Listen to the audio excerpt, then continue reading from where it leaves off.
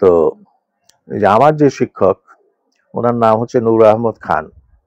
উনি সলিমুল্লাহ মুসলিম হলে থাকতে সলিমুল্লাহ মুসলিম হলের ম্যাগাজিনে একটা লেখা লিখেছিলেন। সেই লেখাটার শিরোনাম ছিল বঙ্কিমচন্দ্রের রাজসিংহ। সেইটার রিভিউ লিখলেন, বেশ চমৎকার। সেই কপিও আমি দেখেছি, ম্যাগাজিনের সেই কপি ওনার কাছে সংরক্ষিত।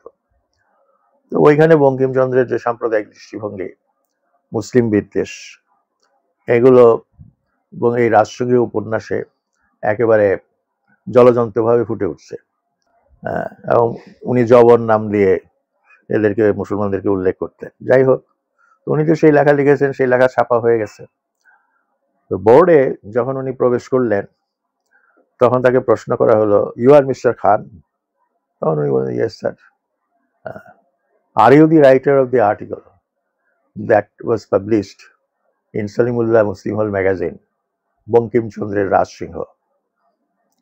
তখন উনি বললেন যে হ্যাঁ, আমি সেই লেখক।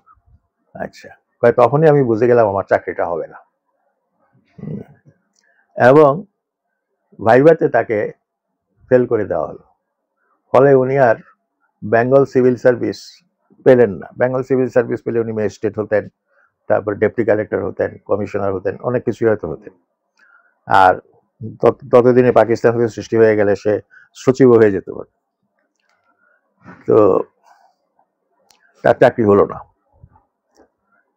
এখন সমস্যাটা হচ্ছে কি, জাতি হিসাবে আমরা এগুলির খোঁজ খবর রাখি না। আমরা আরসি মজুমদারের জন্য এত বড় একটা হল ডেডিকেট করলাম, কিন্তু আরসি মজুমদারের মন মানসিকতা, চিন্তা ভাবনা, মতাদর্শ কি ছিল সেটা নিয়ে কোনো খোঁজ খবর রাখি না।